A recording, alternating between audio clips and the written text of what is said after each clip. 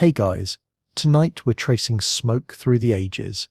Not the kind that curls from factory chimneys or battlefield fires, but the ancient, fragrant kind, the first wisps of human curiosity turned to ritual.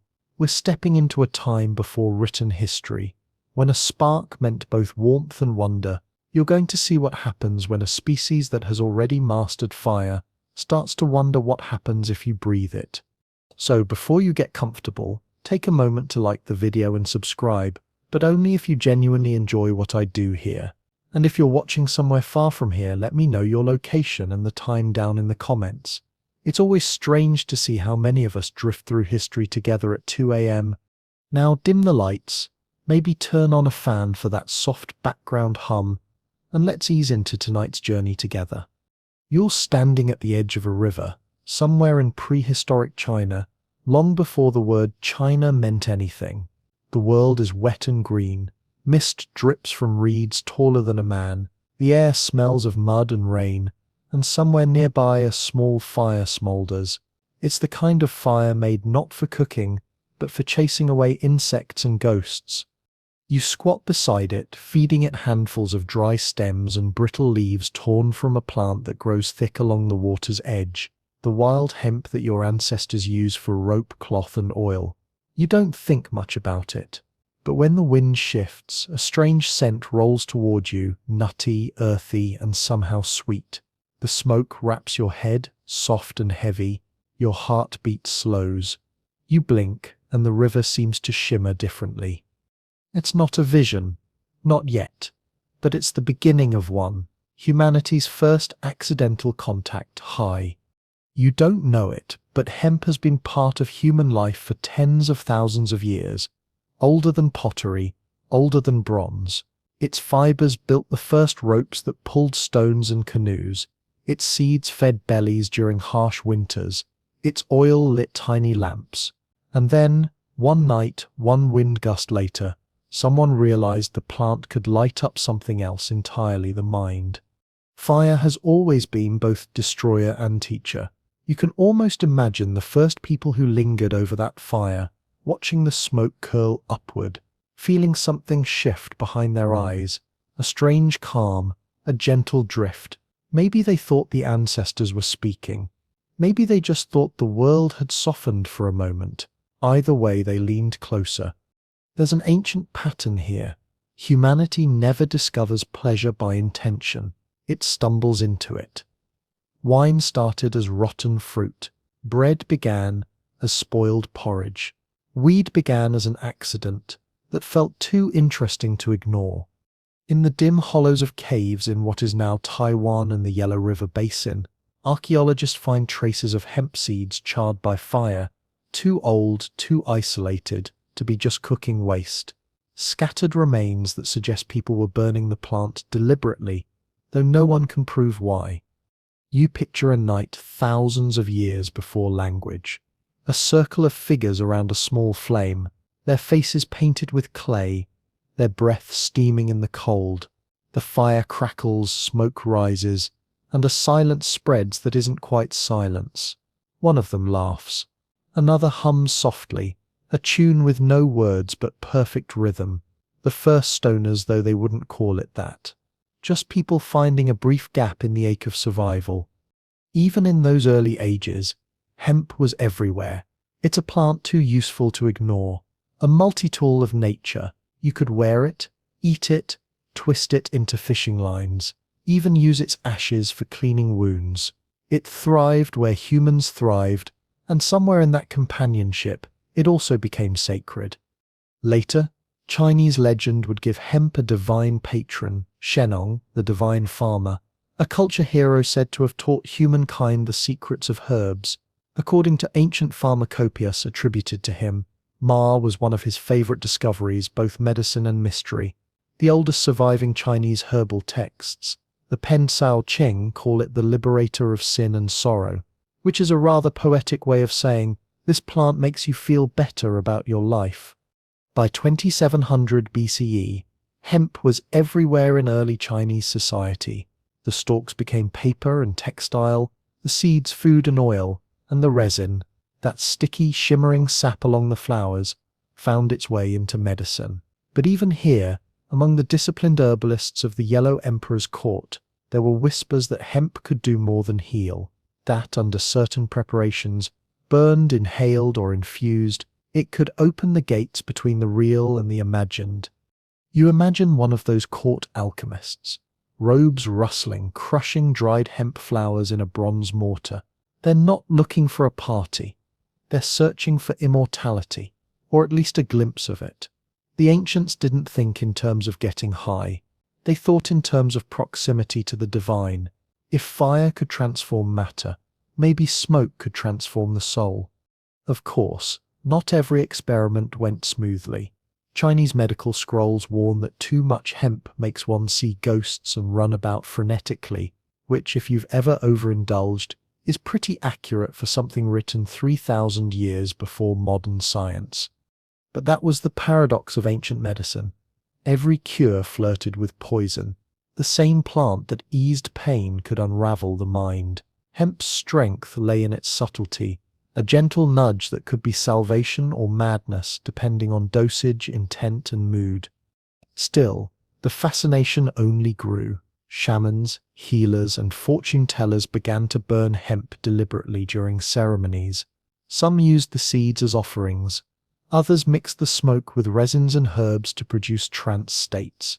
In a world where spirits governed weather, harvest, and fate, anything that altered perception was a hotline to heaven. Picture it now. A small temple made of wood and packed earth. A bronze censer sits at the center, glowing faintly. The air is thick with aromatic haze, hemp, sandalwood, cinnamon bark. You kneel beside the priest, your skin slick with sweat. He chants in low tones that vibrate through your ribs. The smoke builds, you breathe deeply, and the world begins to soften at the edges. The floor feels less solid. The voices seem to come from a distance, maybe from inside your own skull. When the priest tells you that your dead ancestors have entered the room, you believe him, not because you're gullible, but because the smoke makes the idea feel true. Centuries later, this same ritual logic would travel across continents. The belief that through inhalation, humans could blur the barrier between the material and the spiritual. But it starts here, in a valley filled with mist, with hemp leaves curling in flame and a group of tired, curious people staring into the smoke as though it were a mirror. There's a funny irony in all this. Ancient China developed some of the world's most sophisticated philosophies, Taoism, Confucianism, Buddhism, yet each in its own way owes a little something to a plant once tossed into a fire for convenience. The Taoist idea of flow, of merging with the universe, sounds suspiciously like a very calm high. By 1000 BCE, the use of hemp had already spread west through the Silk Road's early veins, carried by traders, soldiers, and wanderers. Seeds slipped into satchels, resin packed in jars, smoke drifting from caravan fires. Each traveler carried a small piece of that first mistake, the one that made the river shimmer. And as you stand there on the riverbank, the smoke rising into the early dawn, you realize something quiet but profound. Before humans built temples, they built fires. Before they prayed, they inhaled. The plant didn't just change the mind, it changed the timeline. The steppe opens around you like an ocean made of grass. Wind howls across the plains, flattening waves of golden wheat, and the horizon stretches so wide it feels like you're walking inside a drum. The air smells of horses, sweat, and smoke. You are traveling with the Scythians now, nomads of the Iron Age, masters of archery and burial, people who lived and died under the same endless sky. They move constantly, carrying their world on carts, their gods in bags of herbs, and their grief in smoke. To outsiders, they are wild men, barbarians. To themselves, they are free. You ride beside them through the late summer heat. Bronze cauldrons jangle against the saddles. Animal hides flap in the wind, and the sky glows red like a dying fire. Tonight, they will stop. Tonight, they will burn. Archaeologists first learned about the Scythians from a historian who, like many of us, couldn't believe what he was hearing. Around 440 BCE, Herodotus wrote that these nomads make a booth by fixing 3 sticks in the ground, cover them with woolen cloths, and then throw hemp seed upon the red-hot stones. He said the smoke makes them howl with pleasure. You can almost hear the grin on his face as he wrote it. He wasn't set wrong. You stand among them now as they set up their tents, thick felt stretched over wooden frames, their entrances sealed to trap the heat. Inside, smooth stones glow orange from the fire pit. Outside, warriors shed their weapons, their gold, their pride. They enter naked, one by one, carrying handfuls of hemp seeds and dry resin. The first man tosses the mixture onto the stones. The seeds crackle, pop, and release a thick white vapor that fills the space instantly. The air grows heavy. You can taste it, earthy, oily, strangely sweet. The warriors close their eyes and begin to chant. It's not a rowdy kind of intoxication. It's sacred. The smoke is their bridge to the dead. In this vapor, they believe the souls of ancestors appear. Some weep quietly. Some laugh as if reunited with friends. A few collapse in trembling ecstasy. You crouch beside the stones, your lungs burning. It's not like the smooth drag of a modern joint. It's harsher, pure combustion, unfiltered history. The inside of the tent feels like a heartbeat, like the whole world has contracted to a single glowing center. Outside, the night grows colder. The stars above the steppe are bright enough to sting. Horses snort and shuffle in the dark, as if they too sense that the boundary between the living and the dead has thinned. When the Scythians finally stumble out, their skins slick with sweat and steam, they are not ashamed. They are cleansed. The smoke has carried their grief away, the grief of war, of travel, of endless burial mounds carved into frozen soil. Later they will cut their hair, scratch their arms, and bury their dead, wrapped in hemp cloth and surrounded by seeds. Not as a decoration, but as a message you are still part of the smoke. You follow them to a burial mound, a kurgan, rising from the plains like a green pyramid. Beneath layers of soil and stone lies the body of a chieftain, still adorned with gold, still accompanied by his horses, and still surrounded by traces of burned hemp. When archaeologists opened one of these mounds in the 1940s, they found tiny wooden cups filled with charred seeds and ash. Time had preserved the ritual perfectly. Humanity's first archaeological evidence of a hot box.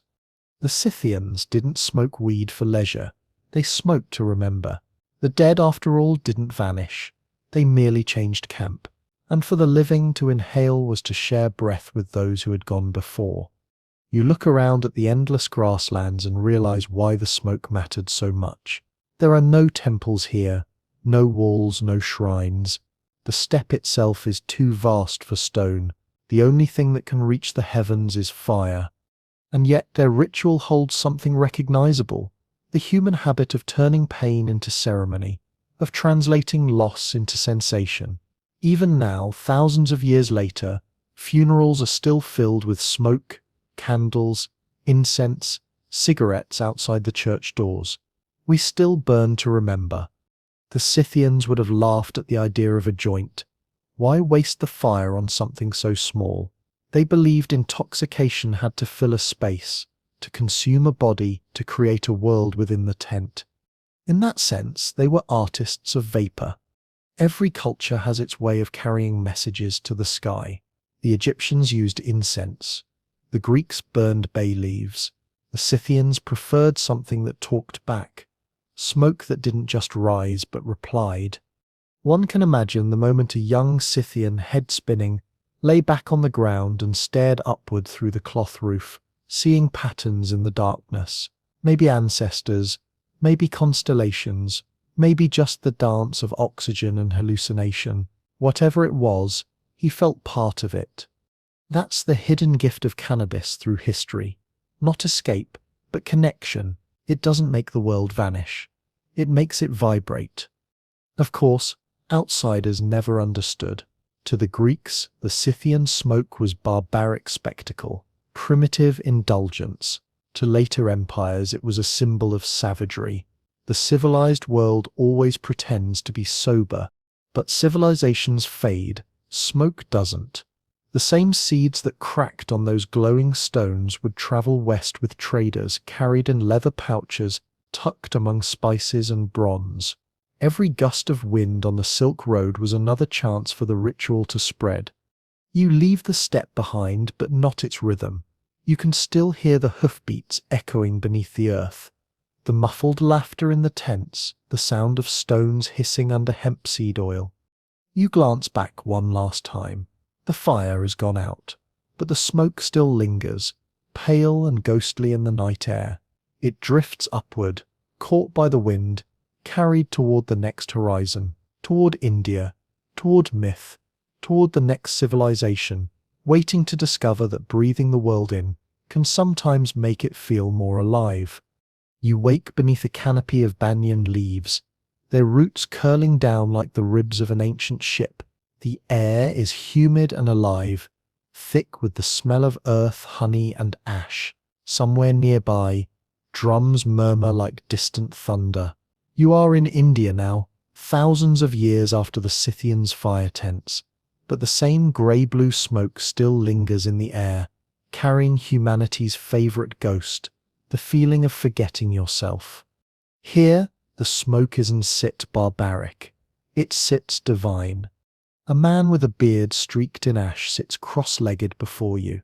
His body is smeared with sacred dust, his eyes half-lidded, his mouth curling into a knowing smile. He holds a brass cup filled with a green liquid, thick, fragrant, and faintly sweet. He swirls it gently before drinking. When he exhales, it smells like crushed leaves and sugar. You ask what it is. He laughs softly and says, "Bang. This is no party drug. This is a recipe older than history itself. Ground cannabis leaves, milk, ghee, almonds, honey, black pepper, the ingredients of a sacrament. To the man before you, it's not intoxication, it's communion." He offers you the cup. You hesitate for a moment, but then the rhythm of the drums finds your heartbeat. And you drink. The taste is grassy and warm, like a meadow under sunlight. A slow, golden calm spreads through your chest. This is how humans learn to see gods, not with eyes but with breath. Long before the first written scriptures, Indian tribes used cannabis in rituals dedicated to Shiva, the destroyer and redeemer. They said, the plant was born from the body of the god himself, a drop of nectar that fell from heaven. It grew where his tears hit the earth, a gift to calm the pain of existence. Even now, ascetics known as sadhu smoke from long clay pipes called chillum, chanting bum bowl, a shout of devotion and release. You sit beside them as the chillum glows like a tiny furnace in the dusk. The smoke rises between you like a living thread. You draw it in, and for a moment your thoughts lose their edges. The noise of the jungle dims. The whole world exhales. There's a reason cannabis has always thrived in spiritual soil, in a land where reality itself was seen as an illusion. Maya, a plant that blurred perception, wasn't dangerous. It was revelatory. The sages didn't fear altered states. They studied them. When early Hindu texts describe soma, the divine drink of the gods, its ingredients are a mystery. Scholars argue endlessly about what it was. Perhaps a mushroom, perhaps an ephedra, perhaps something else entirely. But the feeling it promised was unmistakable. The breaking of boundaries, the merging of self and cosmos. Whether bang was part of that original recipe or a later cousin, the goal was the same, transcendence through ingestion. And here's the quiet miracle. While most ancient civilizations turned their intoxicants into weapons of escape, India turned it into philosophy. In the Atharva Veda, cannabis is called one of the 5 sacred plants. Its guardian spirit is said to dwell in its leaves, blessing those who use it with joy and freedom from fear. Imagine that a holy endorsement for relaxation. You can almost hear an ancient priest whisper, "Breathe in the world until it stops hurting." In the courtyards of small temples you watch devotees preparing for the festival of Holi, the festival of colors. They grind cannabis into a paste, mix it with milk, and pour it into clay cups. As the celebrations begin, people dance, laugh, and throw clouds of colored powder into the air. Reds, greens, blues. The sky becomes a painting, the ground a heartbeat. Somewhere between the music and the laughter, the smoke drifts upward again, ancient and forgiving. But Bhang was not just for celebration. It was medicine too. Physicians in early Ayurvedic texts prescribed it for everything from pain to digestion to anxiety, though they used much gentler phrasing, like excess wind of the heart. Even now, in remote villages, old women will brew it for fever or sleep. You realize something while sitting in the courtyard. Every culture that embraced cannabis did so because it fit their worldview. For the Scythians, it was a bridge to the dead. For the Indians, it was a stairway to eternity. For the modern mind, it's often just a way to get through the day. Same plant, different prayers. The smoke curls upward into the banyan branches, and for a heartbeat it almost feels like the tree itself is breathing with you. You remember the Taoist alchemists in China, their bronze bowls and whispered hopes of immortality. Maybe the divine isn't found in one religion or one god. Maybe it's just in the shared human act of inhaling, exhaling, and realizing you're small but connected. Not everyone approved, of course. As kingdoms rose and moral codes hardened, some rulers tried to curb the practice. But how do you outlaw a god's gift? Even when forbidden, Bhang found its way into every wedding, every monsoon celebration, every corner of life. It was joy disguised as medicine, rebellion disguised as prayer. Later, travelers from the West would stumble into these festivals and write about them with a mix of fascination and judgment. To them, the people seemed possessed by smoke. To the locals, they were simply touched by the divine. You walk away from the temple and wander down a dirt path lined with mango trees. The night hums with insects. The air is warm, and somewhere behind you the laughter of the faithful fades into song. The Bhang's slow warmth still pulses through your chest.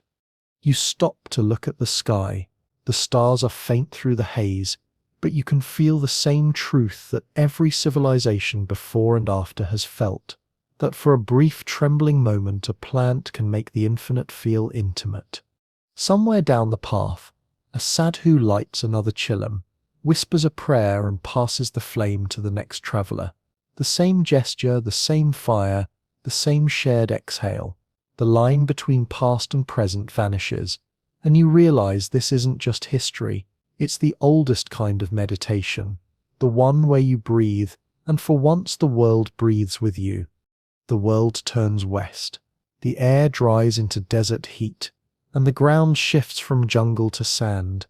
You can almost hear the hiss of history changing languages. Sanskrit dissolving into Persian, hymns into poetry, prayer into philosophy. You arrive in medieval Persia, sometime between the 10th and 13th centuries.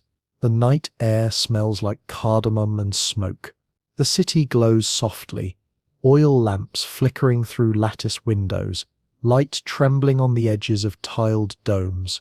You can hear the low murmur of conversation drifting from a garden pavilion, and the trickle of water from a fountain carved with lions and vines.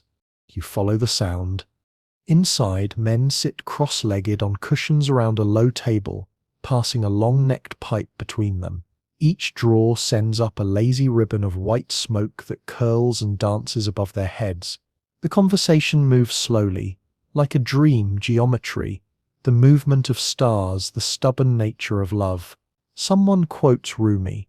Someone laughs. The kind of laugh that makes you feel like the universe has just told a joke you're almost smart enough to understand. This isn't a tavern. It's a laboratory for wonder. You take a seat, and a servant offers you a small lump of dark green resin, hashish, the concentrated heart of the cannabis plant. It smells like pine and honey and something faintly metallic, like the memory of a storm. You watch them heat it gently over the lamp, crumble it into the pipe, and inhale deeply. The transformation is subtle. No frenzy, no chaos, just a soft unfolding of the world. The garden becomes enormous, the night deeper, every sound dipped in meaning. It's here, in these smoky gardens, that the Islamic world's relationship with cannabis deepens into legend.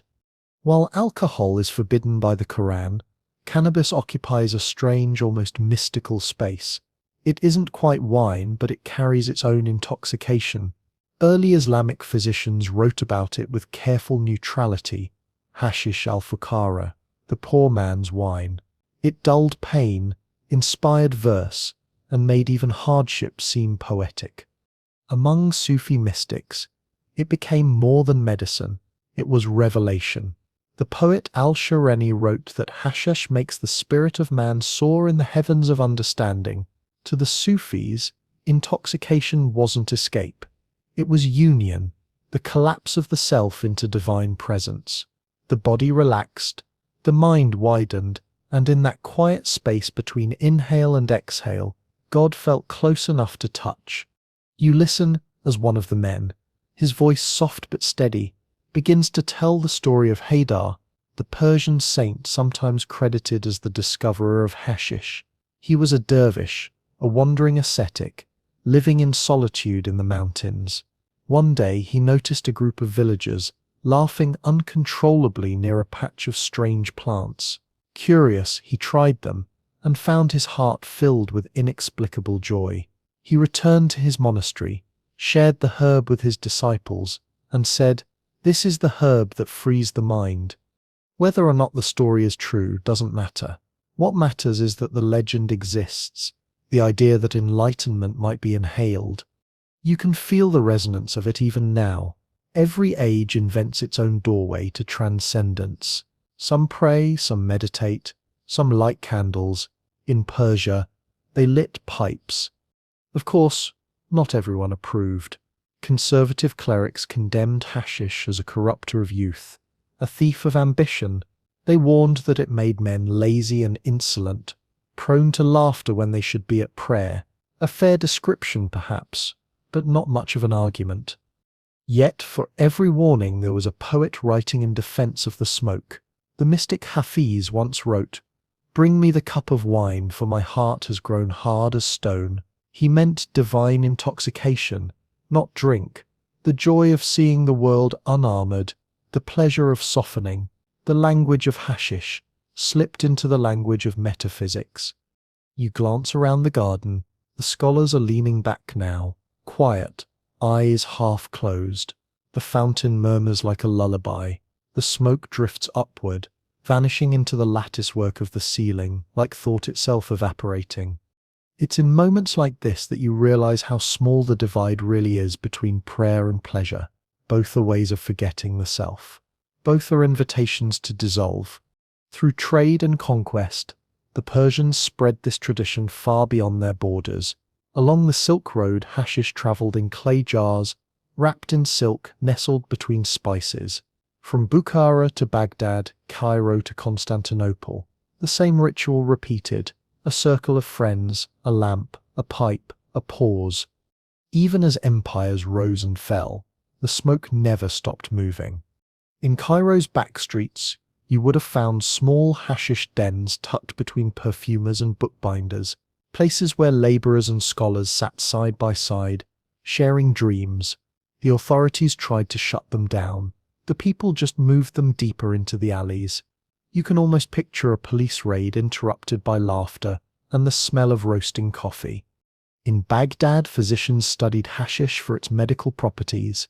It soothed toothaches, calmed anxiety, and according to one especially optimistic doctor, cured melancholy brought on by the recitation of bad poetry.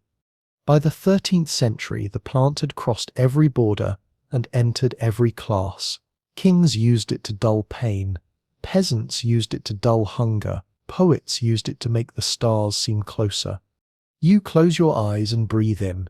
The smoke carries you beyond the garden, beyond the city, beyond the empire, into that wide, eternal rhythm of civilizations, discovering and rediscovering the same gentle secret that the world is more bearable when you remember to exhale. When you open your eyes again, the stars have shifted. The lamps have burned low. The scholars are gone, their cushions still warm.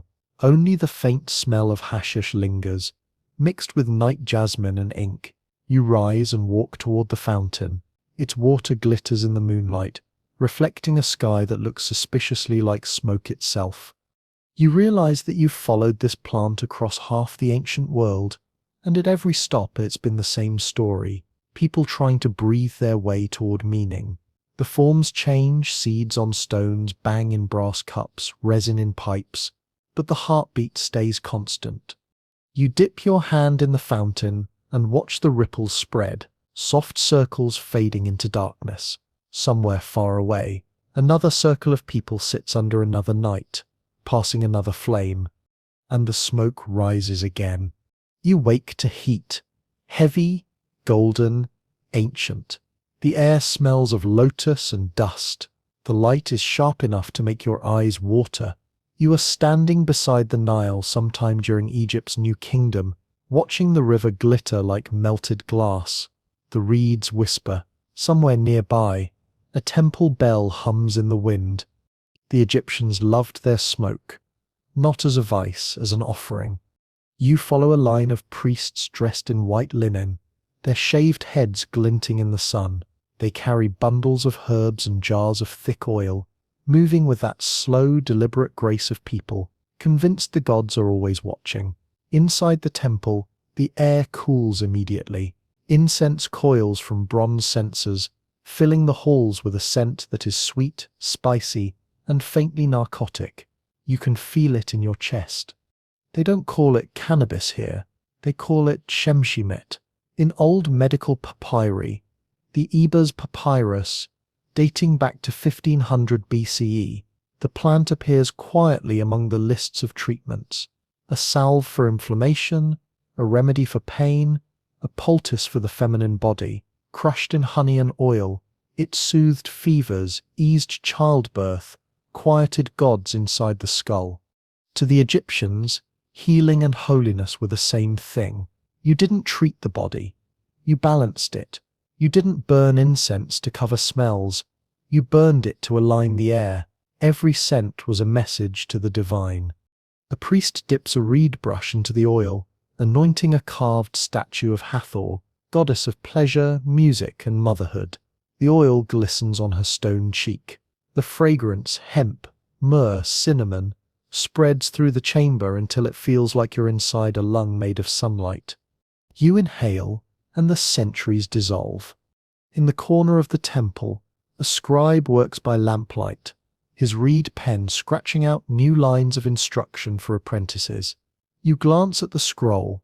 It's a manual on fumigation, to drive away spirits that cause illness. Burn herbs of joy beneath the moon. He doesn't specify the recipe, but the pressed leaves found in jars beside such scrolls tell the rest of the story. The Egyptians didn't think of intoxication as rebellion. They thought of it as alignment, a balanced person, one whose ka and ba, life and soul, moved in rhythm, was healthy. To use smoke to reach that state wasn't indulgence, it was maintenance. When night falls, the temple opens its roof to the stars. The priests chant while attendants pour oil into clay lamps. A young acolyte steps forward, carrying a small brazier. He sprinkles a pinch of crushed hemp and blue lotus petals onto the coals. The smoke rises, thick and fragrant, twining upward until it merges with the Milky Way. You can almost hear the sound it makes. Not quite a hiss, not quite a sigh. The kind of sound that feels like the world breathing in. The blue lotus, Nymphaea caeruleia, was another ancient favorite. Mildly psychoactive, hypnotic, known to open the mind and stir dreams. Combined with cannabis, it made a kind of sacred perfume, an invisible bridge between body and afterlife.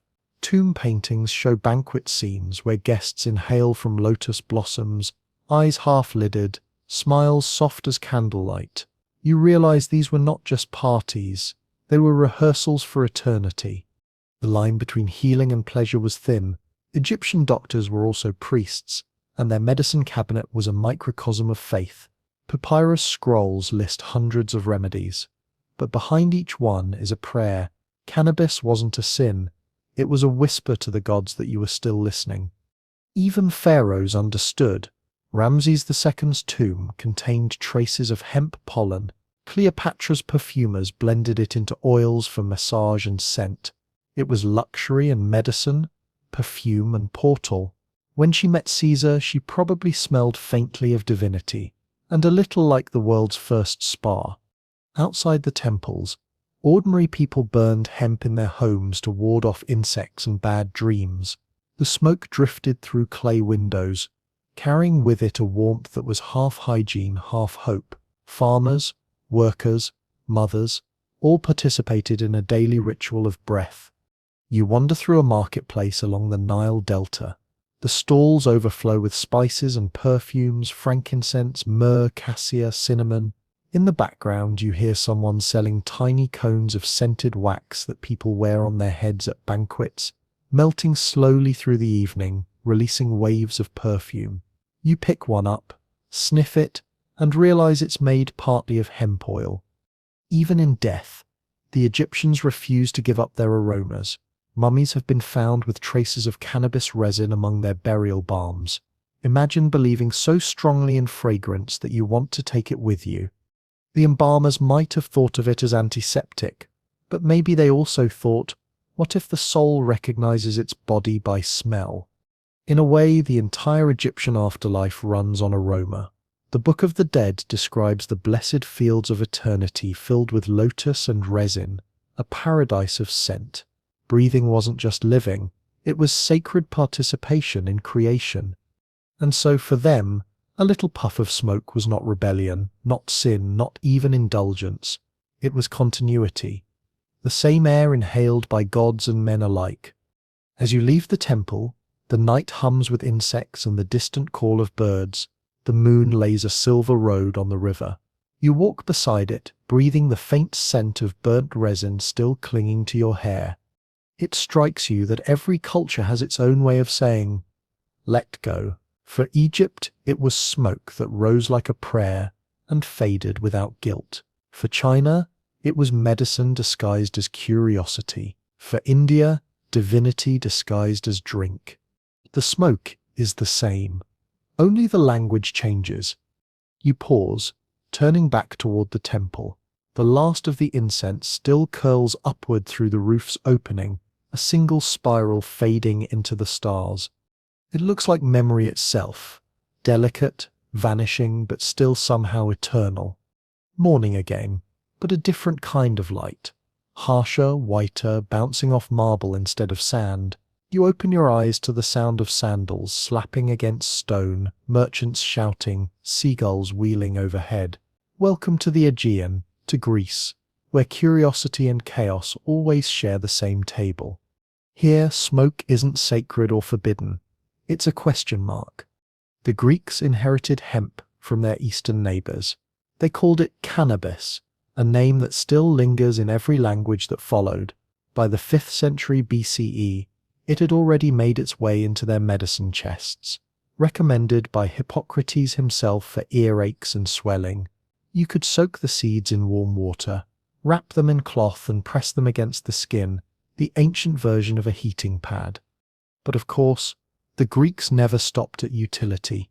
You wander through a marketplace in Athens. Bronze jars clatter, olives glisten in the sun, and the air smells like wine, sweat, and the sea. Among the spice stalls, you spot a small stand selling bundles of herbs tied with twine. The merchant calls out, for wounds, for headaches, for pleasure.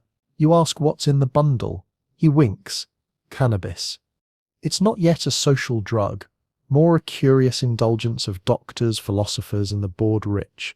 But its presence is unmistakable, somewhere between medicine and muse.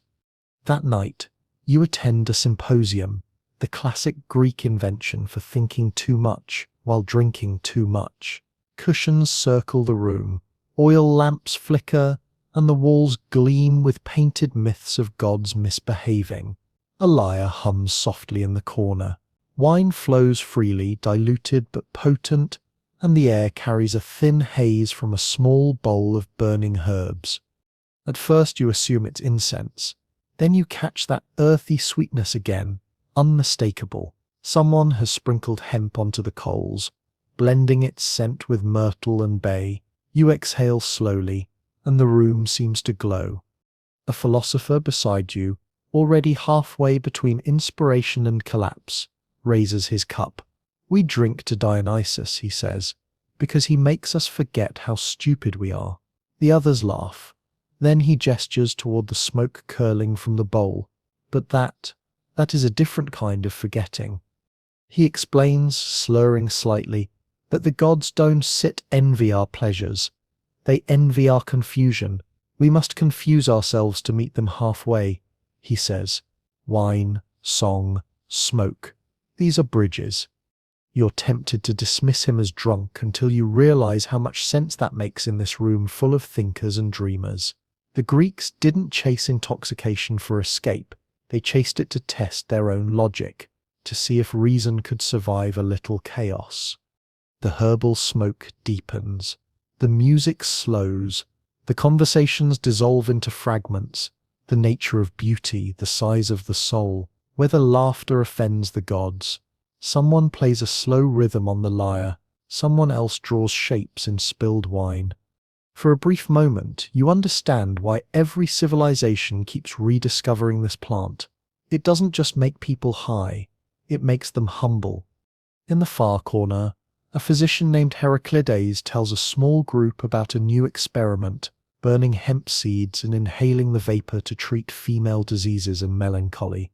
His tone is clinical, but his eyes are bright with curiosity. Medicine, philosophy, poetry. In ancient Greece, they were all branches of the same tree. The night winds down. The smoke thins. Outside, the air is cool and full of salt. You step onto a terrace overlooking the sea. Athens hums below, oil lamps flickering, waves slapping softly against the docks. Somewhere in the distance, a dog barks. You realize the same breeze that carries the scent of the sea also carries traces of that same plant that has followed you across continents. It's strange to think of cannabis as an immigrant. It has crossed borders, beliefs, languages, and moral codes, always adaptable, always slightly ahead of its reputation. The Greeks, as always, overanalyzed it. Was it divine inspiration or mere indulgence? Did the gods breathe smoke or only humans? Aristotle probably would have argued that the mind, once expanded by experience, could never fully return to its original size, a theory every stoner would agree with centuries later. But for most Greeks, hemp remained practical, a medicine, a textile, a reliable ship rope. They used its fibers to weave the sails that carried their triremes across the Aegean, which means every conquest, every trade voyage, every philosophical retreat began under hemp's quiet strength. The same plant that made their ships move also made their poets dream. That duality, labor and leisure, war and wonder, defined the Greek relationship with cannabis. Even in mythology, the gods themselves needed balance. Dionysus gave ecstasy. Apollo demanded order. Humanity lived somewhere between. You think of those symposiums again. The gentle blur of wine and herb, the laughter of men pretending to be wise. You realize they weren't searching for oblivion. They were searching for symmetry. The Greeks built temples with perfect proportions. They built their intoxications the same way. By morning, the city awakens in brilliant sunlight. Fishermen haul nets. Philosophers argue about ethics before breakfast. The world seems sober again, but the memory of the smoke lingers in the air, faint, unspoken, like a rumor the wind refuses to forget. You walk toward the port, sandals crunching over marble dust. A merchant loads rolls of hemp cloth onto a ship bound for Rome. He tells you it's for rope and sails, but you notice a small bag of seeds tucked among the cargo. You smile. The Greeks are exporting philosophy again, one puff at a time. As the ship departs, the sails snap open. Catching the wind, they shine white against the blue sea, and for a heartbeat they almost look like smoke themselves, rising, vanishing, eternal. The world tilts west again, trading marble for empire, reason for order. You stand at the gates of Rome, a city humming with the arrogance of eternity.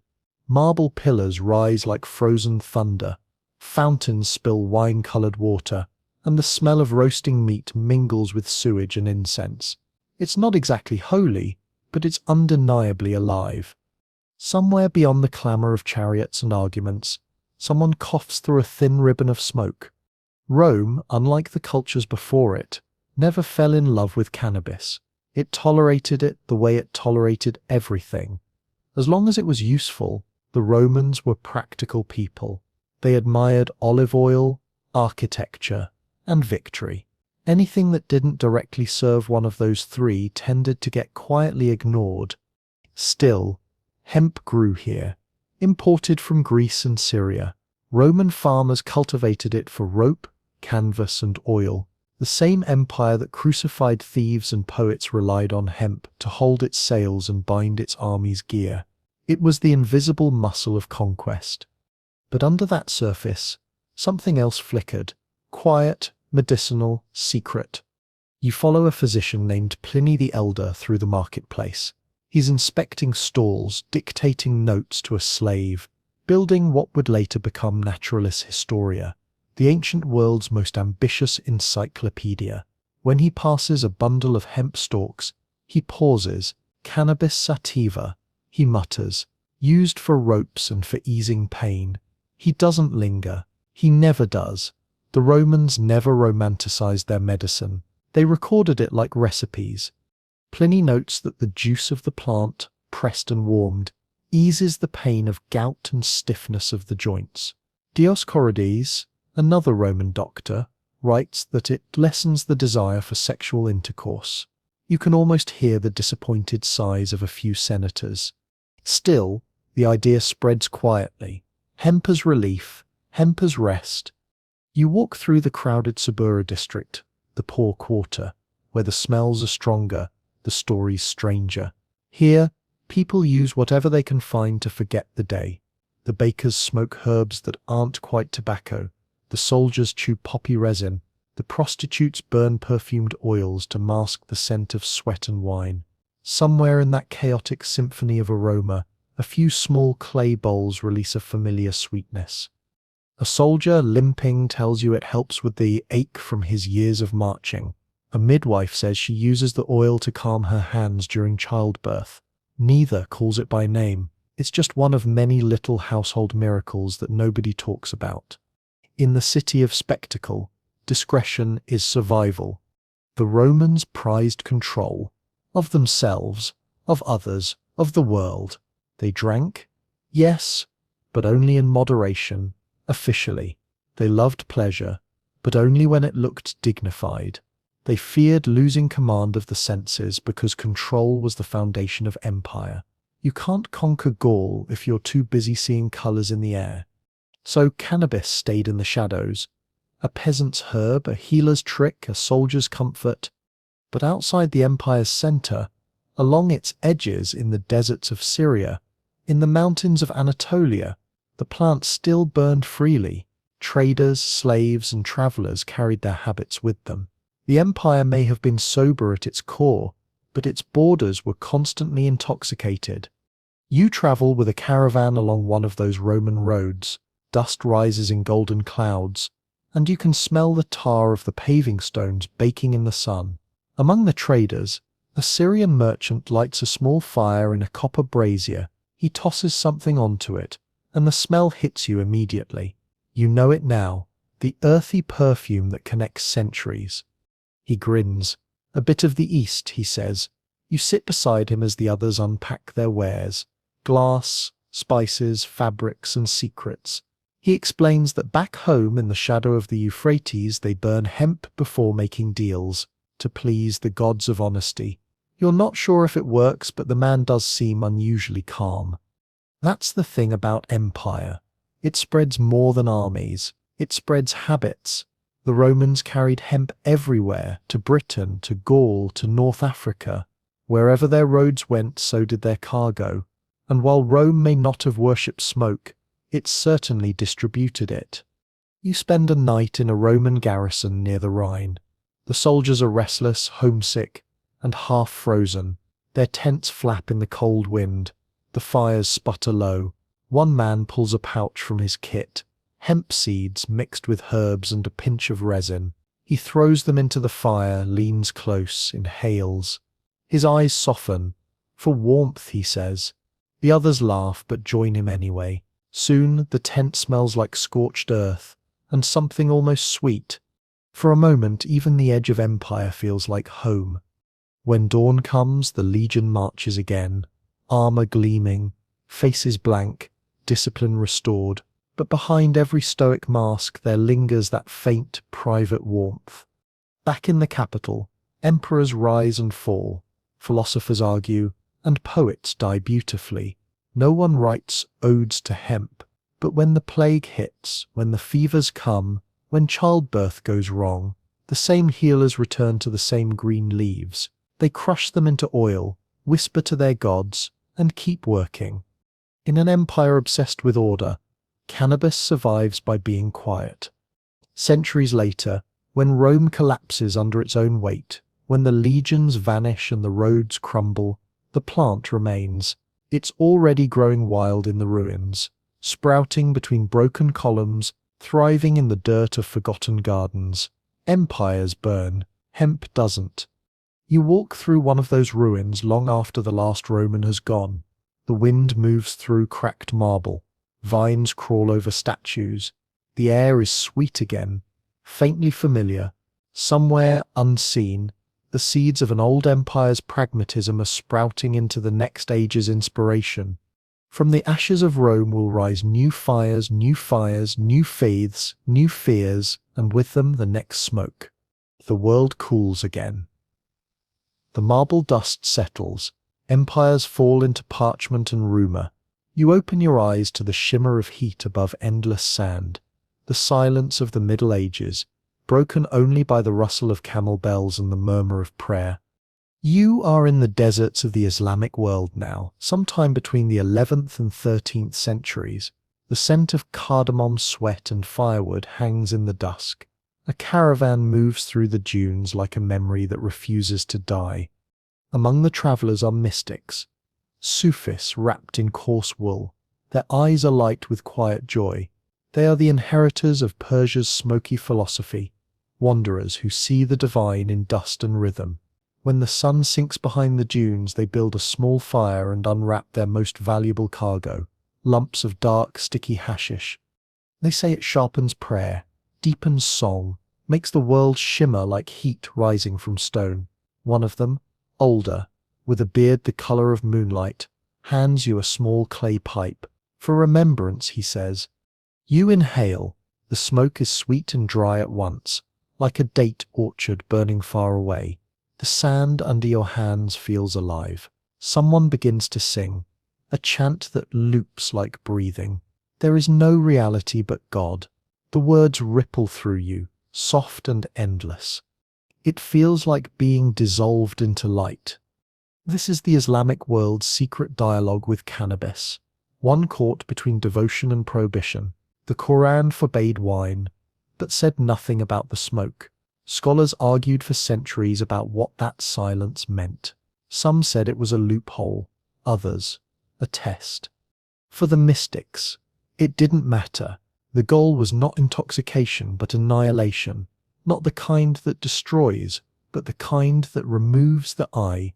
To lose yourself in God required erasing your edges. The smoke helped. And so, through Persia, Syria, and Egypt, the tradition spread. Hashish became the mystic's companion, the poet's muse, the poor man's paradise. But it also became the Empire Sept scandal.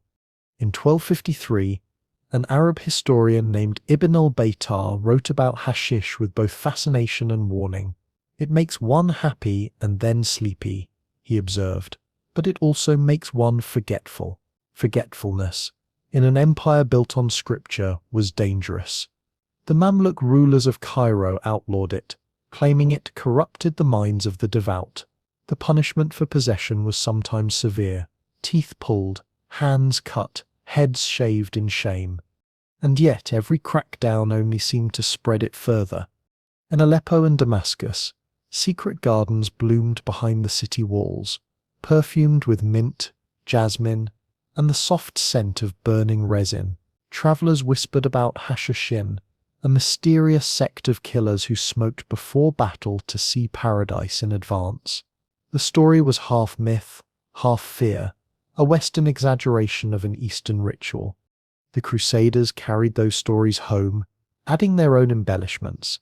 In their version, the assassins were fanatics enslaved by hashish, drugged into loyalty. It was nonsense, of course, propaganda wrapped in exoticism, but the word stuck. Even now, centuries later, assassin still carries the echo of that smoke. It's strange how a plant can become a weapon just because someone needed an explanation for devotion.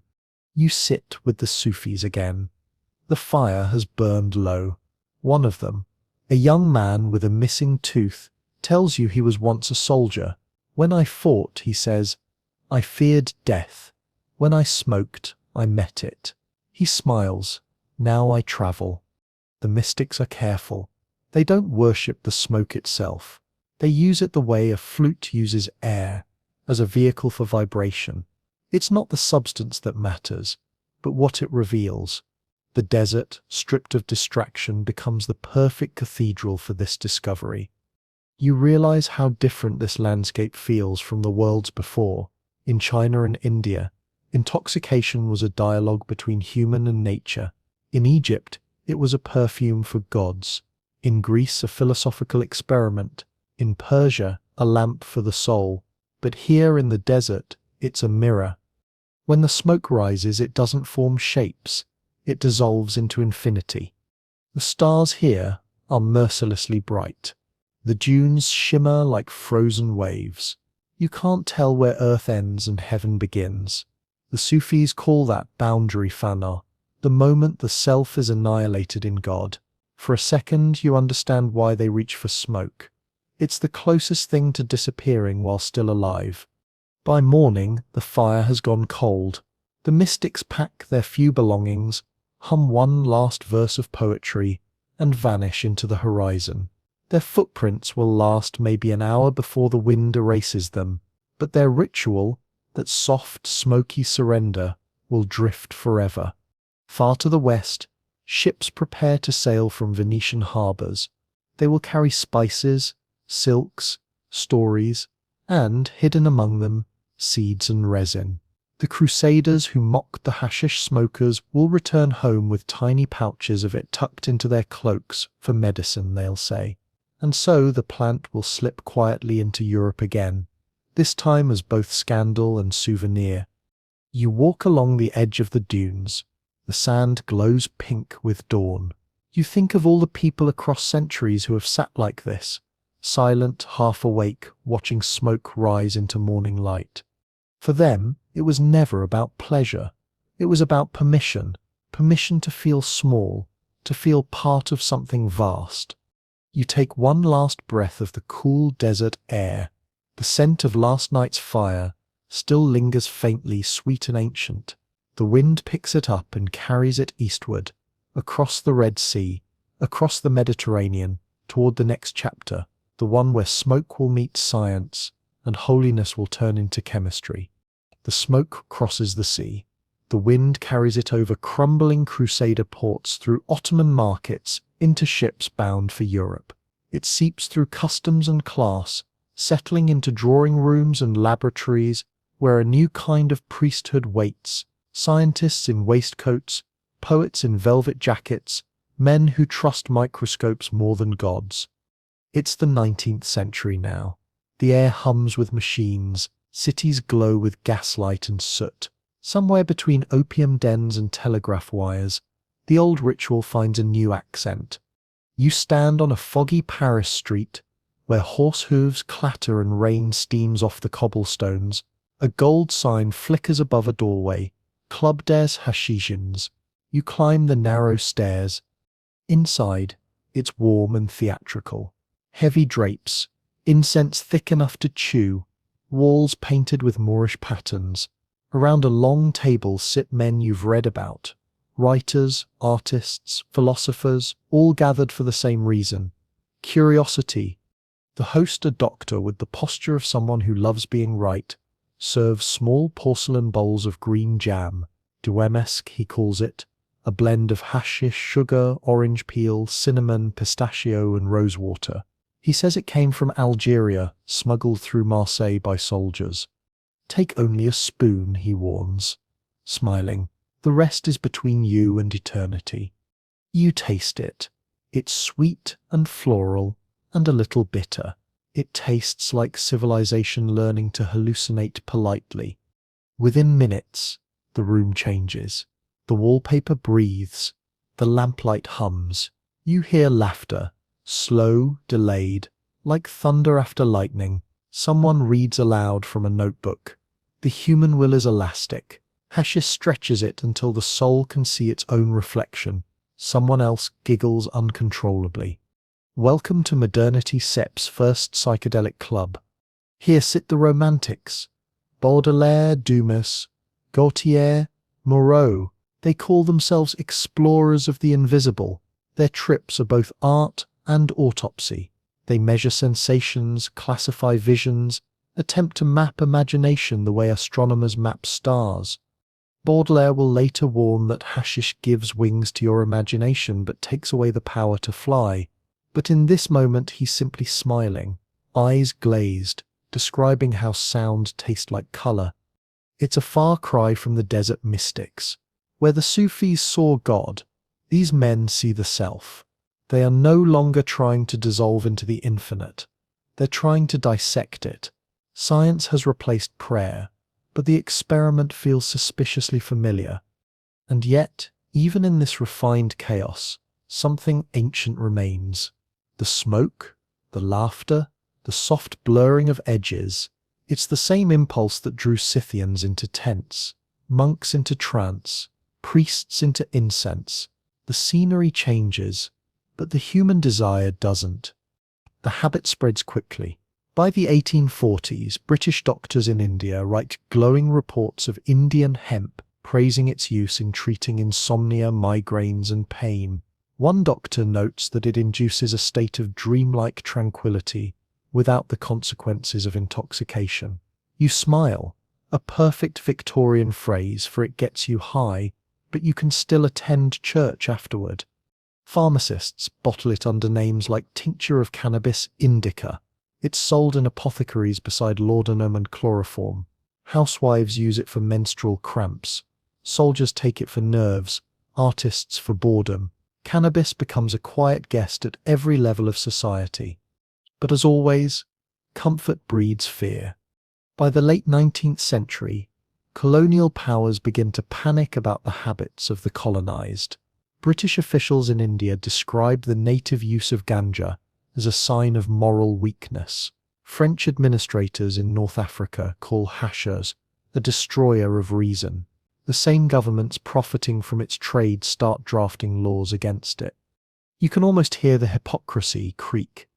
Still, Europe's fascination with the exotic doesn't die. It just changes costume. Painters start depicting Oriental smokers reclining under arches, their eyes half closed in golden haze. Poets use words like hashish dream as shorthand for anything beautiful and dangerous. What was once a temple ritual becomes a fashion statement. In London, a young writer named Arthur Symons writes, "All civilization is a kind of intoxication." He's not wrong. The industrial age is high on progress itself. Factories belching smoke, cities humming, newspapers glowing with the future. In that whirlwind, cannabis feels almost quaint, like a relic from a slower century. But it refuses to disappear. It hides in medicine cabinets, travels in sailors' pouches, thrives in colonies, whispers through parlors.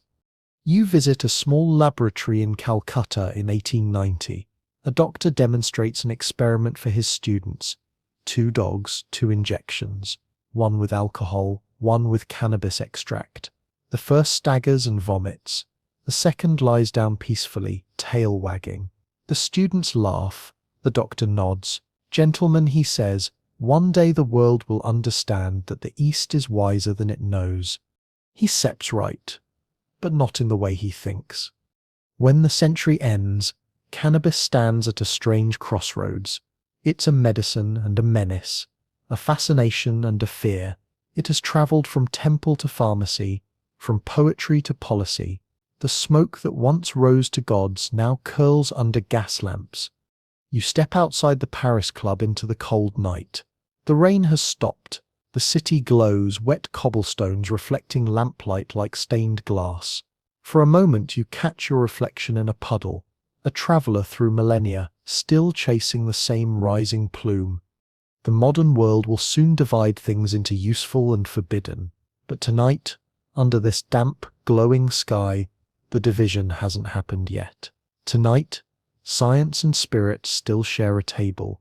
The air still smells faintly of cinnamon and mystery. You walk down the narrow street, and behind you someone opens a window. A thread of smoke drifts out, curling into the night air, pale, stubborn, eternal. It smells exactly like history. The air is colder now. The streets buzz louder. Machines speak where mystics once did. You blink, and the world has gone electric. Railways, radios, revolutions. The 20th century hums with anxiety and ambition, and the old smoke, still drifting quietly, begins to draw suspicion. You stand in a small jazz club in New Orleans sometime around 1925. The trumpet wails like a prayer to chaos, and the crowd moves in rhythm, swaying, laughing, half-drunk, fully alive. Someone passes a cigarette your way. The paper is thin, the smell earthy and unfamiliar. You inhale, the notes stretch, the drums turn into waves, and time briefly forgets to behave. They call it marijuana now, a Spanish word, rebranded, exoticized, misunderstood. The plant has crossed the Atlantic in the pockets of sailors, workers, dreamers. It has traded temples for tenements, and in the smoky clubs of Harlem, New Orleans, and Mexico City, it has found its new congregation. Jazz musicians love it. They say it slows the world down just enough to hear what's hiding between the notes. It lets the song breathe, one says. It makes time soft. The authorities, of course, see it differently. Anything that brings freedom to those already considered dangerous quickly becomes a crime. By the 1930s, the American government launches its crusade. Newspapers scream that marijuana causes madness, murder, moral decay. In truth, the plant hasn't changed. Only the people holding it have. The same smoke once burned in golden censers now curls through tenement windows, and suddenly, it's a threat. The reefer madness era begins. Headlines drenched in hysteria, propaganda films showing bright-eyed students descending into violence after a single puff. The same country that sells morphine in pharmacies declares war on hemp. Industrialists lobby against it to protect their paper mills and synthetic fibers. Racist politicians weaponize it to criminalize immigrants and black musicians. The oldest ritual on earth becomes a political tool. And yet, the plant endures. You follow the smoke through the decades, from beat poets scribbling under neon diner lights, to Vietnam soldiers passing joints in foxholes, to California garages where long-haired chemists mix rebellion with optimism. Every generation rediscovers the same revelation that there is a gentler way to feel alive. In the 1960s, the counterculture crowns cannabis as its unofficial anthem. Woodstock becomes the new symposium. Smoke drifts over fields like incense over an altar. A man with a guitar sings about freedom, and the crowd nods in rhythm, their laughter echoing the same ancient laugh from the Scythian tents. But even paradise attracts paperwork. By the 1970s, governments double down, launching wars on drugs that will imprison millions and achieve nothing except suffering. The plant becomes a symbol of defiance and a scapegoat for fear. You watch decades flicker by like film reels. The paranoia of the 80s, the quiet resistance of the 90s, the slow thaw of the 2000s. Then, one day, the story turns again. You walk into a small dispensary in Colorado. The air smells faintly of citrus and pine. Behind glass jars labeled with names like Northern Lights and Shiva Skunk, you can feel centuries collapsing into one gentle irony. The plant outlawed for generations is now sold by the gram in clean white packaging. A new priesthood, lab technicians in gloves, weigh out the same herb that once burned beside river shrines. The customer in front of you smiles. "Helps me sleep," she says. There it is again, that quiet purpose that's followed cannabis through every age. Relief. Whether for pain, grief, or curiosity, the plant has always been a balm before it was ever a crime. Scientists rediscover what ancient healers already knew. Cannabinoids ease seizures, reduce pain, calm the mind. Doctors prescribe what shamans once blessed. The world pretends it's progress, but really it's remembering. You think of the long trail of smoke behind you, the Scythians wailing with joy, the Indian sadhus chanting by riverbanks, the Persian poets lost in gardens, the Egyptian priests perfuming their gods, the philosophers squinting through haze, the jazz musicians exhaling rhythm. The smoke has never stopped moving. It's just changed languages. Now neon replaces candlelight. Electric signs buzz instead of crickets. But the act remains ancient. Flame, breath, release. Someone lights a joint outside the shop, exhaling into the night. The cloud rises, catches the wind, and drifts toward the horizon. You follow it with your eyes, imagining where it will go next. Maybe across an ocean, maybe across a century, maybe back to that first riverbank where someone leaned too close to a fire and accidentally discovered eternity. The modern world still debates whether the plant is medicine or menace, holy or harmful, but to the smoke itself, none of that matters. It rises the same way it always has, weightless, patient, indifferent to borders and laws. You exhale, the air tastes faintly sweet, faintly ancient. Somewhere inside your lungs are molecules that once drifted through temples, tents, and jazz clubs.